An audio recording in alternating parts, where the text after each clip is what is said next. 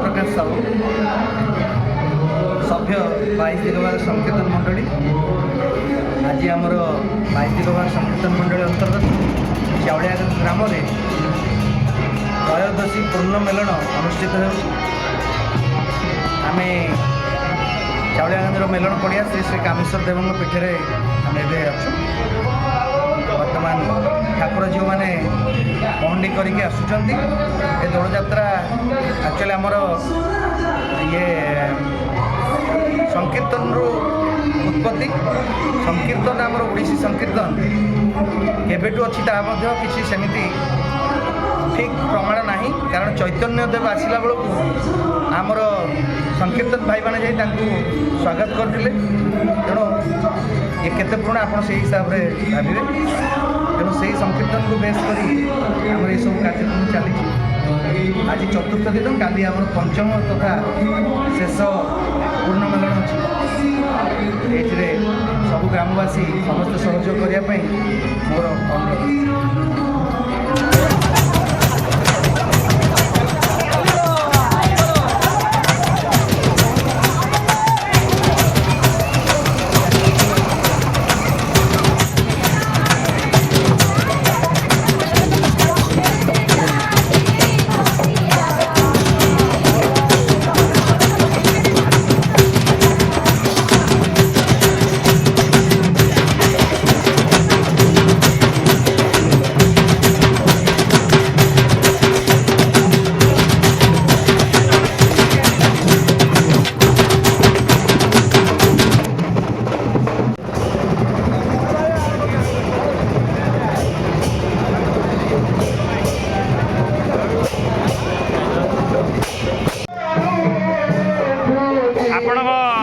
ठाकुर विग्रह केते पुरुणा आउ केबेटू कीर्तन चली आम ठाकुर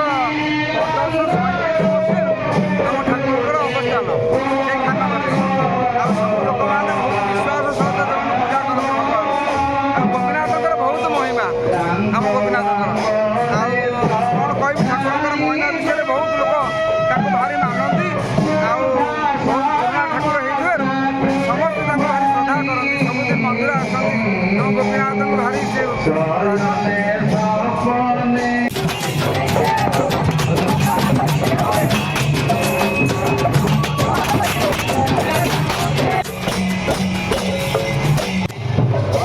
गोपीनाथ जीव बहुत पुरातन मंदिर तेणुक ये यात्रा सब शह शह वर्ष धरी चली चली तेणु आम पिला माने सहयोग अच्छी समस्त पिला सहयोग अच्छी ये यात्रा चलुची चली।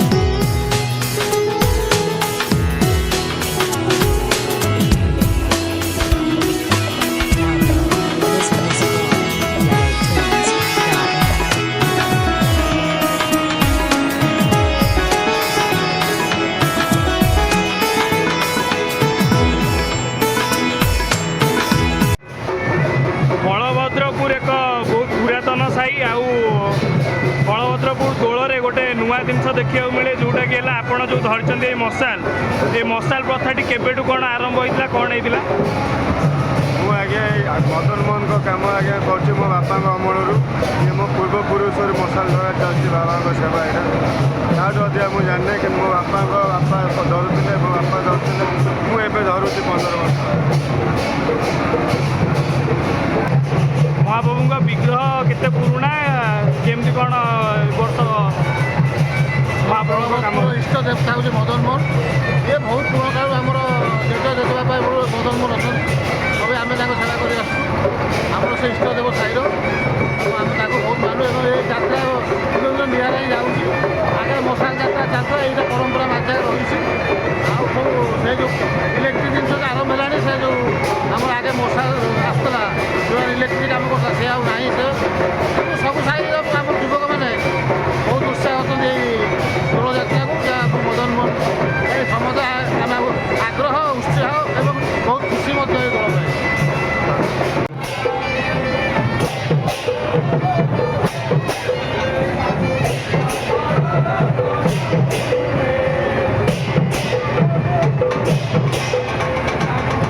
କୁହନ୍ତୁ। ଆଗ କାଳରେ ଲାଇଟ୍ ନଥିବାରୁ ଏଇ ଜିନିଷଟା ହେଉଛି ନାଁ ହେଲା ମଶାଲ ହେଲା। ଠାକୁର ସାଙ୍ଗରେ ଲାଇଟ୍ ନଥିବାରୁ ଏଇ ଜିନିଷଟା ଜଳିବାରୁ ଅନ୍ଧକାର ଭିତରେ ଇଏ ଆଲୁଅ ଦିଏ। ସବୁ ଦର୍ଶକ ବନ୍ଧୁ ଯାଆନ୍ତି ଆକୁ ଦେଖିକିନା। ଇଏ ହେଲା ଠାକୁରଙ୍କର ପ୍ରିୟ ଜିନିଷ ଦାନି ମଶାଲ ଆଉ ଦାନି ତେଲ ଜଡ଼ା ତେଲ ସହିତ ଠାକୁରଙ୍କୁ। 1000 ବର୍ଷର ସହର କଟକ ସହର ଭାଇଚାରାର ସହର। ଏଠି 12 ମାସରେ 13 ପର୍ବପର୍ବାଣୀ ପାଳନ କରାଯାଏ। ତନ୍ମଧ୍ୟରୁ କଟକର ମୁଖ୍ୟ ପର୍ବ କହିଲେ ଅତ୍ୟୁକ୍ତି ହେବ ନାହିଁ ଦୋଳଯାତ୍ରା। ଯେଉଁଭଳି ଭାବେ ଦଶହରା ପର୍ବ ପାଳନ କରାଯାଏ ତାଠୁ ନିଆରା ଢଙ୍ଗରେ ଆମର ଏଇ ଦୋଳଯାତ୍ରା ପର୍ବ ପାଳନ କରାଯାଏ। କଟକ ସହରକୁ ନେଇ ସର୍ବବୃହତ୍ ମଣ୍ଡଳୀ 72 ସଂକୀର୍ତ୍ତନ ମଣ୍ଡଳୀ। 72 ସଂକୀର୍ତ୍ତନ ମଣ୍ଡଳୀ 4 ଦିଗ ଭାଗରେ ବିଭକ୍ତ, ଯଥା 25 ଦିଗ ଭାଗ, 22 ଦିଗ ଭାଗ, 16 ଦିଗ ଭାଗ ଏବଂ 19 ଦିଗ ଭାଗ। ଏବଂ ଆମର ଏଇ ଯେଉଁ ଶଙ୍କରପୁର ଗୋପୀନାଥ ଜୀଉ ସଂକୀର୍ତ୍ତନ ମଣ୍ଡଳୀ ଇଏ 22 ଦିଗ ଭାଗ ସଂକୀର୍ତ୍ତନ ମଣ୍ଡଳୀ ଅନ୍ତର୍ଭୁକ୍ତ। ଶଙ୍କରପୁର ଗ୍ରାମର ଇଷ୍ଟଦେବ ଗୋପୀନାଥ ଜୀଉ। ଶଙ୍କରପୁରର ମୁଖ୍ୟ ପର୍ବ ଦୋଳଯାତ୍ରା। ଏହି ଦୋଳଯାତ୍ରାରେ ଆମର ଗ୍ରାମର ଇଷ୍ଟଦେବ ଗୋପୀନାଥ ଜୀଉ ଫଗୁ ଦଶମୀ ଦିନ ଚାଚେରି ଖେଳ ଆରମ୍ଭ କରନ୍ତି ଏବଂ ଦୋଳ ବିମାନରେ ବିଜେ କରନ୍ତି। ପ୍ରଥମ ମେଲଣ 3 ଘରିଆ ମେଲଣରେ ବିରାଜମାନ କରନ୍ତି। ଦ୍ୱିତୀୟ ଏକାଦଶୀ ମେଲଣ ଖାନନଗର ଏବଂ ତାପରେ ଶଙ୍କରପୁର ଦ୍ୱାଦଶୀ ମେଲଣରେ ପ୍ରଭୁ ବିରାଜମାନ କରନ୍ତି। ଶଙ୍କରପୁରର ଏକ ବିଶେଷତ୍ୱ ହେଉଛି ଚାଉଳିଆଗଞ୍ଜର ଇଷ୍ଟଦେବ ଶ୍ରୀ ଶ୍ରୀ କୁଞ୍ଜ ବିହାରୀ ଜୀଉ କଟକର କୌଣସି ମେଲଣକୁ ବିରାଜମାନ କରନ୍ତିନି। ଯେହେତୁ ଶଙ୍କରପୁରକୁ ସେ ବିରାଜମାନ କରନ୍ତି, ଶଙ୍କରପୁରର ସମସ୍ତ ଜମିର ସିଏ ମାଲିକାନା, ତତ୍ସହିତ ଚାଉଳିଆଗଞ୍ଜର ବି ସିଏ ମାଲିକାନା। ତେଣୁ ଶଙ୍କରପୁର ମେଲଣରେ ଶ୍ରୀ ଶ୍ରୀ କୁଞ୍ଜ ବିହାରୀ ଜୀଉ ବିରାଜମାନ କରନ୍ତି। ଗୋପୀନାଥ ଜୀଉ ଏବଂ କୁଞ୍ଜ ବିହାରୀ ଜୀଉ 2 ଜଣ ମୈତ୍ର। ଏବଂ ଆଜି ବି ଏହି ଚାଉଳିଆଗଞ୍ଜ ମେଲଣରେ ଆପଣ ଦେଖିବାକୁ ପାଇବେ କୁଞ୍ଜ ବିହାରୀ ଜୀଉ ଧାନପତି ହୋଇ ସମସ୍ତଙ୍କୁ ନିମନ୍ତ୍ରଣ କରିବେ ମେଲଣ ପଡ଼ିଆରେ ଏବଂ ଗୋପୀନାଥ ଜୀଉ ପଟୁଆର ସହିତ ମେଲଣ ପଡ଼ିଆକୁ ବିଜେ କରିବେ ଏବଂ 2 ମୈତ୍ର ଏକାକାଳୀନ ହୋଇ ବସିବେ। ତାପରେ ସଂକୀର୍ତ୍ତନ କାର୍ଯ୍ୟକ୍ରମ ଆରମ୍ଭ ହେବ। ଏ ଦୋଳଯାତ୍ରାର ମୁଖ୍ୟ ଦାୟିତ୍ୱ ସମସ୍ତ ସଂକୀର୍ତ୍ତନ ଭାଇମାନେ ଅକ୍ଲାନ୍ତ ପରିଶ୍ରମ କରି ଭିତର ଫଗୁଠାରୁ ଦୋଳ ପୂର୍ଣ୍ଣିମା ପର୍ଯ୍ୟନ୍ତ ତାଙ୍କର ପ୍ରଶିକ୍ଷଣ ଶିକ୍ଷା କରିଥାନ୍ତି। ଏହି ପ୍ରଶିକ୍ଷଣ ଶିକ୍ଷା ଏହି ଦୋଳଯାତ୍ରା 5 ଦିନରେ ସେ ତାଙ୍କର କଳା ପ୍ରଦର୍ଶନ କରନ୍ତି।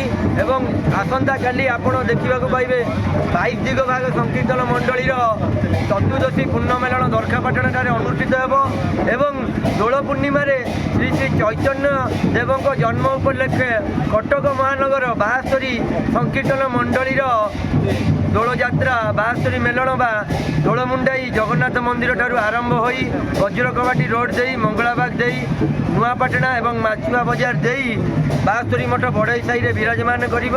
ଇଏ କଟକର ଏକ ଭାଇଚାରା ଏବଂ ଅନନ୍ୟ ପର୍ବ। ଯେଉଁଭଳି ଭାବେ ଆମେ ଦଶହରା ପାଳନ କରିଥାଉ ତାଠୁ ନିଆରା ଢଙ୍ଗରେ ଦୋଳଯାତ୍ରାର ମୁଖ୍ୟ ଆକର୍ଷଣ ହେଉଛି ସଂକୀର୍ତ୍ତନ।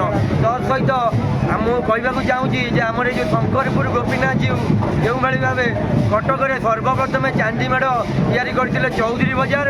କଟକରେ ସର୍ବପ୍ରଥମେ ଚାନ୍ଦି ବିମାନ 1995 ମସିହାରେ ଶଙ୍କରପୁର ଗ୍ରାମ ଗୋପୀନାଥ ଜୀଉଙ୍କ ବିମାନ ଲୋକାର୍ପଣ ହୋଇଥିଲା।